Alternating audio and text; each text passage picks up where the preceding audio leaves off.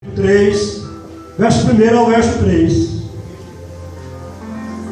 Primeira Epístola de João, capítulo 3, verso 1 ao verso 3.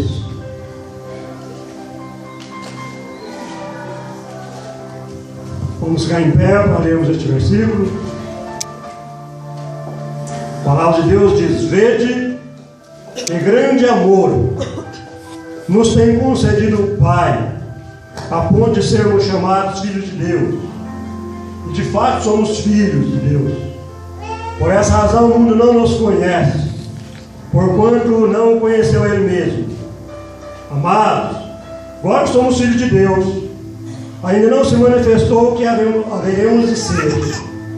Sabemos que quando Ele se manifestar, seremos semelhantes a Ele, porque haveremos de vê-lo como Ele é. E assim mesmo se purifica todo que nele tem essa esperança, assim como Ele é puro. Vamos orar? Te louvamos, meu Deus, por estarmos na Tua casa, pelas lições que extraímos da Tua palavra nessa noite. Estamos certos do Teu poder para nos edificar mediante a Tua palavra, para nos fortalecer, para nos guiar mediante esta palavra. Te louvamos pela vida do pastor Alfeu, que está completando mais um ano de vida nesse dia. Que o Senhor continue guardando o Teu servo, abençoando o Teu servo, sustentando o Teu servo e usando o Teu servo para a Tua glória. Te louvamos muito por estar na Tua casa e pela semana que começamos na Tua presença, pelas vidas que fazem parte desta igreja e desse rebanho. Esteja dando sustentação, provisão, direção para cada um na presença do Senhor, em nome de Jesus. Amém. Vamos assentar, meu Jesus.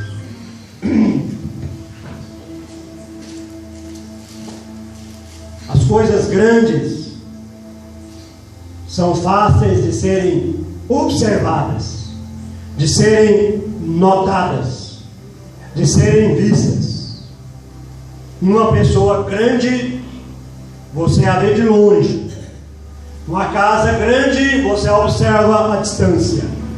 Um carro grande, uma catástrofe grande, fica muito comentada. Um acidente grande vem para a imprensa e se torna conhecido por todas as pessoas. Esse texto, ele fala de 3 coisas grandes. E nós vamos considerar essas 3 verdades grandes observadas nesse texto, para sairmos daqui mais fortalecidos na palavra de Deus. Primeira verdade grande que se destaca nesse texto está no capítulo 1. A segunda está no versículo 2. E a terceira está no versículo 3. A mais notada está no verso 1. Vede que grande amor nos tem concedido o Pai. Então, primeira verdade grande em destaque é o grande amor de Deus, o grande amor do Pai. Vede que grande amor nos tem concedido o Pai. A ponto de quê? A ponto de sermos chamados o quê? Filhos de Deus. Filhos de Deus. A minha filha mais velha, quando pergunta a ela: você é filha de quem? Às vezes ela fala: filho do pastor Martim, graças a Deus. Eu vejo que ela tem alegria de ser minha filha, graças a Deus. Eu tenho alegria disso, de ter 2 ótimas filhas. Eu tenho alegria. Iguais a elas eu poderia ter 10 filhos. Agora, que é o pastor Martim para alguém dizer com alegria de ser filha dele? Mas Deus sim. Deus é o Deus glorioso, poderoso, e nós poderemos nos alegrarmos por sermos filhos filhos dele. Filhos de Deus. Veja que grande amor nos tem concedido o Pai, a ponto de sermos chamados filhos de Deus. E nós vimos, meus irmãos, o tamanho desse amor de Deus quando nós olhamos para o que nós éramos. A palavra de Deus na Epístola aos Efésios diz que nós éramos filhos da desobediência, diz que nós éramos filhos da ira. E o Senhor Jesus, no Evangelho de João, capítulo 8, ele diz: vós sois filhos do diabo, que é vosso pai. Então Deus, na sua graça, Ele fez uma grande transformação em nós, fazendo de nós, que éramos filhos da desobediência, filhos da ira, filhos do diabo, em filhos de Deus. É muita glória a Deus, é muita bondade de Deus, é muito amor de Deus em fazer isso para nós. E nós observamos, meus irmãos, esse grande amor de Deus quando observamos que o que nós somos cheios de falhas, nós somos cheios de defeitos. Ou existe aí alguém perfeito? Se existir, levanta a mão. Somos cheios de defeitos, somos cheios de falhas, e Deus, na sua graça, nos fez filhos dele. É muita graça de Deus. Tem um hino, eu sempre digo que era o hino do meu pai. Era o hino que ele pedia assim, que ele gostava assim. O hino descreve o grande amor de Deus da seguinte forma: ele fala assim: se o mar em tinta se tornar, e em papel o céu também. E se apenas fosse descrever o grande amor de Deus, o mar se tornasse em tinta, ainda não era possível. Então vejam, meus irmãos, como que é o nome desse hino? Esse grande amor de Deus é muito amor. É muito amor em fazer de nós seus filhos. Seus filhos. E nós, meus irmãos, podemos observar que o ser filho de Deus não é um mito, não é um boato, não é uma falácia, mas é o que? É um fato. É ou não é um fato? O que diz o texto? Vede que grande amor nos tem concedido o Pai, a ponto de sermos chamados filhos de Deus. E de fato, somos filhos de quem? Somos filhos de Deus. E de fato, somos filhos de Deus. É muita graça do nosso Deus. E de fato, somos filhos de Deus. Por essa razão, o mundo não nos conhece. A palavra conhecer aqui significa: por essa razão o mundo não nos entende, porque não entendeu Jesus mesmo. O mundo não conhecia Jesus. Não é que o mundo não conhecia fisicamente, não é que o mundo não me conhece fisicamente. O mundo não entende por que eu sou um cristão, por que eu venho de Inhumas para Itaçu todos os domingos, todas as quartas, por que eu venho adorar aqui, por que eu falo de Jesus, por que eu sirvo a Jesus, por que eu vivo para Jesus, por que você vive para Jesus. O mundo não entende. Esse mundo que não entendeu a Jesus, esse mundo que não conheceu Jesus, é o mundo que não te entende, é o mundo que não te conhece. Mas nós fomos alcançados por esse grande amor de Deus, em nos fazer seus filhos, seus filhos. Amados, a palavra de Deus mostra que esse amor é um amor sem igual. É um amor que excede todo o entendimento. Todo o entendimento. E nós, meus irmãos, podemos ver e considerar que esse grande amor de Deus em nos fazer seus filhos é um amor que precisa ser correspondido. Sim ou não? Sim ou não? Correspondido. Quando eu era jovem, eu gostava de uma música. Amor, com amor se paga. Eu não mereço sofrer tanto assim. Não era só época não, né? Eu gostava daquela música. Agora, eu gostava também. Chegava a arrastar. Agora, Deus nos amou de tal maneira. E como é que nós estamos amando a Deus? Deus não poupou seu único filho. Deus mudou a nossa condição, a nossa situação, tirando-nos do reino das trevas e transportando-nos para o reino do Filho do seu amor. Nós que não tínhamos esperança, agora nós sabemos em quem temos crido. Glórias a Deus. E esse amor, meu irmão, precisa ser correspondido. Nós precisamos amar mais a Deus. A Bíblia declara que nós amamos porque Ele nos amou primeiro. E é preciso que nós, sabendo que somos amados por Deus, sabendo que somos filhos de Deus, é preciso que nós o amemos de fato e de verdade. E o amor que nós podemos externar a Deus, demonstrar a Deus, é esse amor que serve, meus irmãos. Nós precisamos deixar que esse Deus que nos ama tanto seja o Senhor da nossa vida. Esse Deus que nos deu a graça de sermos seus filhos, nós precisamos deixar que Ele seja o Senhor de nossas vidas, o dono da nossa vida.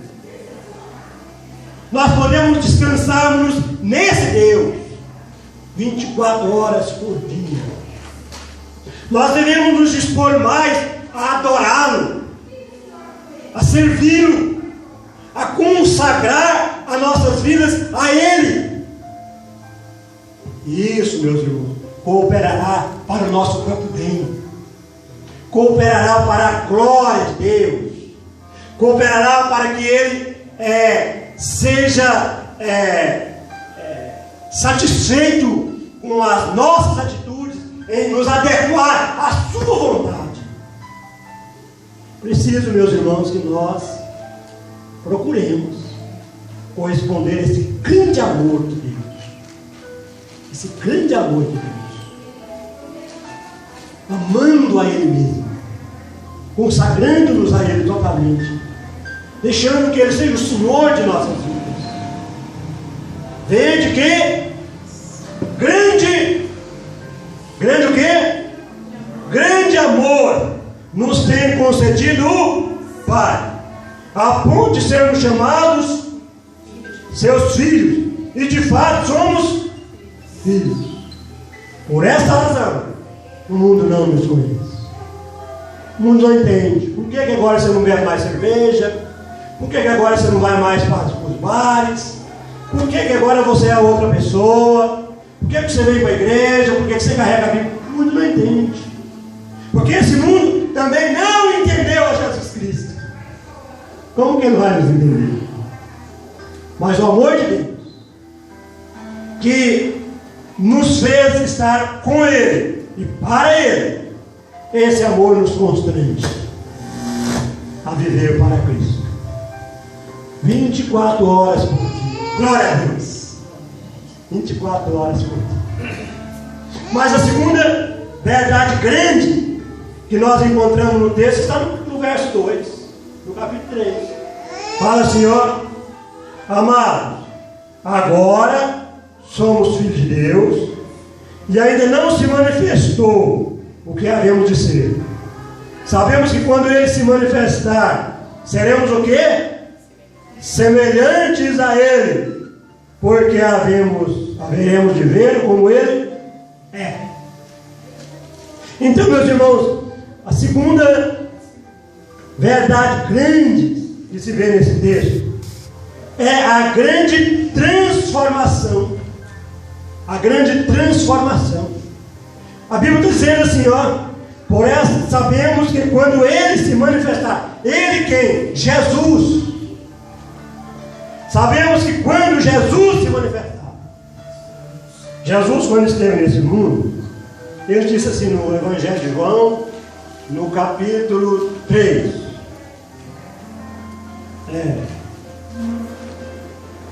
Capítulo 14. Evangelho de João, capítulo 14. Ele diz assim: não se turbe o vosso coração, crede em Deus, crede também em mim, porque eu vou preparar lugar. E quando eu for e vos preparar lugar, eu voltarei para vos receber, para que onde eu estou estejais vós também. E o texto fala assim: sabemos que quando Ele se manifestar, Ele quem? Jesus. Quando Jesus vier, seremos o quê? Semelhantes a Ele. Ele quem? Cristo. Porque havemos de vê-lo como Ele é. Então, meus irmãos, essa grande transformação se dará por ocasião da vinda de Jesus. Paulo, escrevendo aos Coríntios, no capítulo 15, ele diz assim: nem todos dormiremos, mas transformados seremos todos. Quando Paulo, no capítulo 15 da Epístola aos Coríntios, ele fala nem todos dormiremos, ele está falando assim: nem todos teremos morrido por ocasião da vinda de Jesus, mas todos seremos transformados. Os mortos, diz a Bíblia, vão ressuscitar, conforme 1 Tessalonicenses, no capítulo 4, verso 13. Os mortos vão ressuscitar por ocasião da vinda de Jesus. Jesus virá nas nuvens, os anjos virão tocando trombetas. Quando ressoar a última trombeta, os mortos vão ressuscitar e vão subir transformados para encontrar com Jesus. E nós, os vivos, seremos transformados.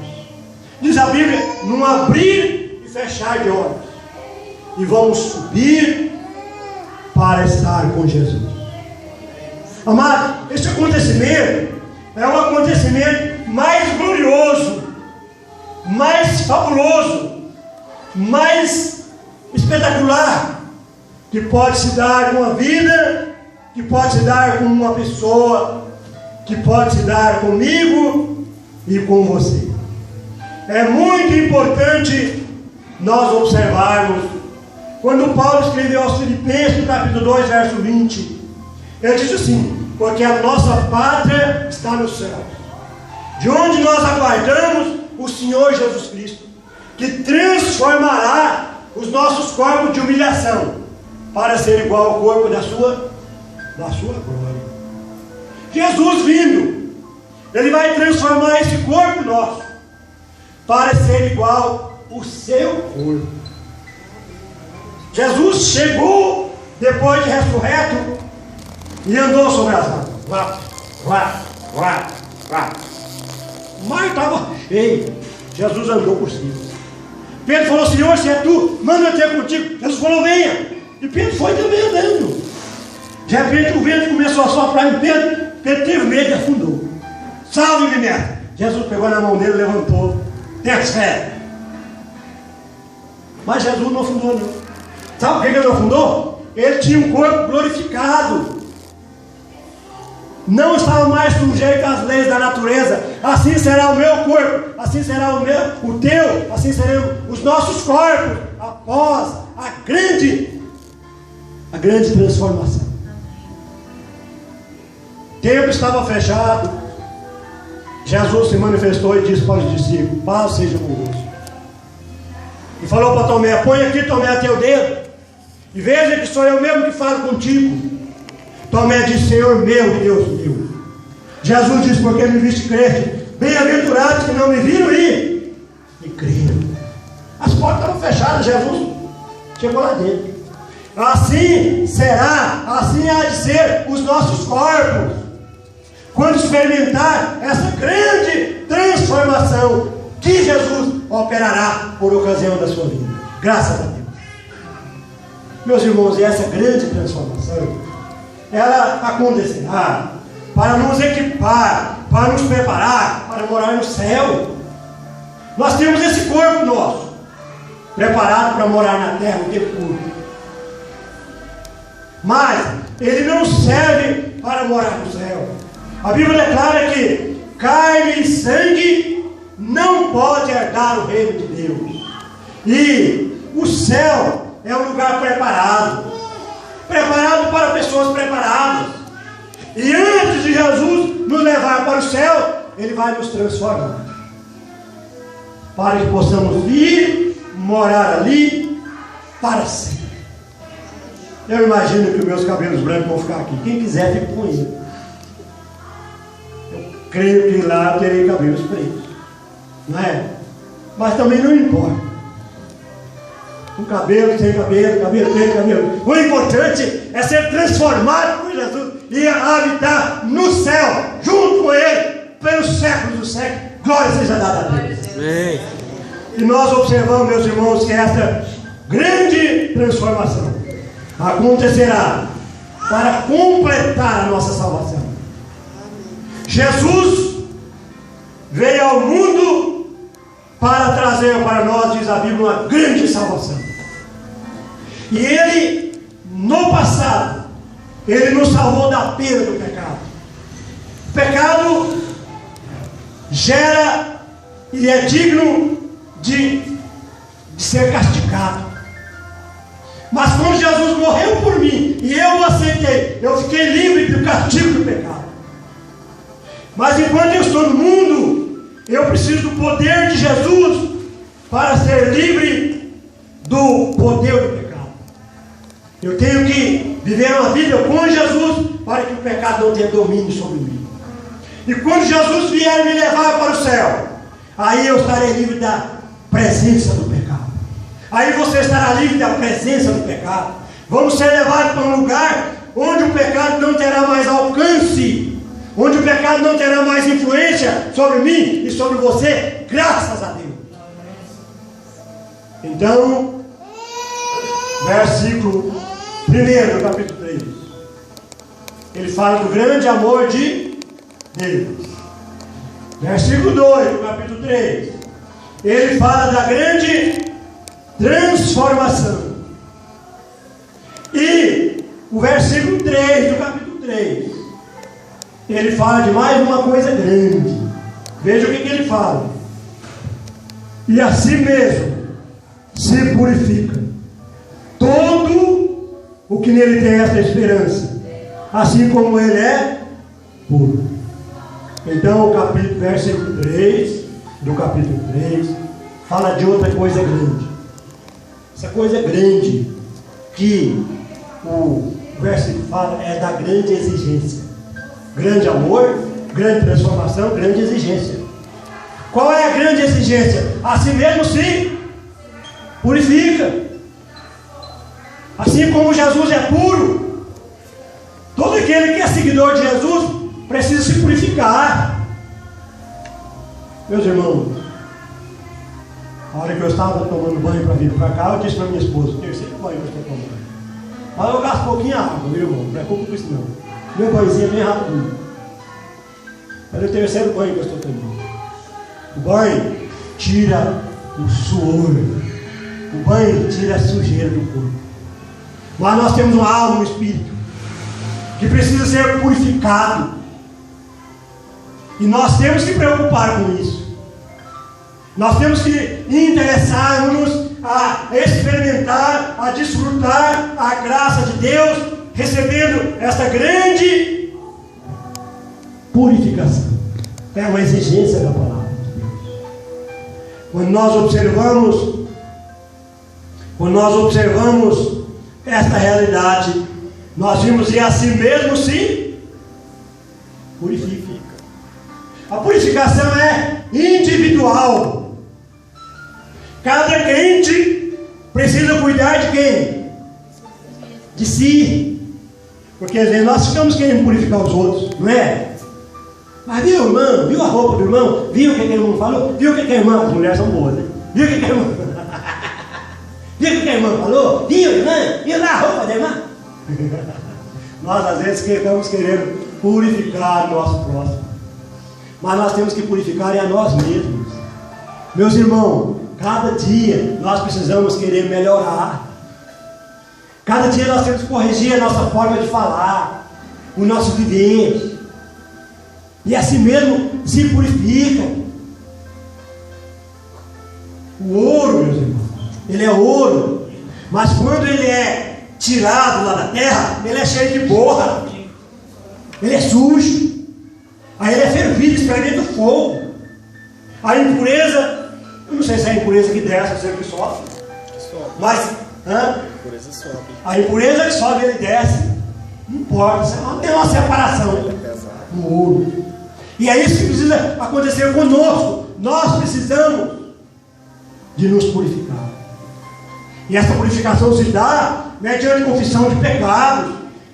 O Evangelho de João, no capítulo, a Epístola de João, capítulo 1, verso 9, diz: se confessar os nossos pecados, Ele é fiel e justo para nos purificar de toda a injustiça, de toda a iniquidade.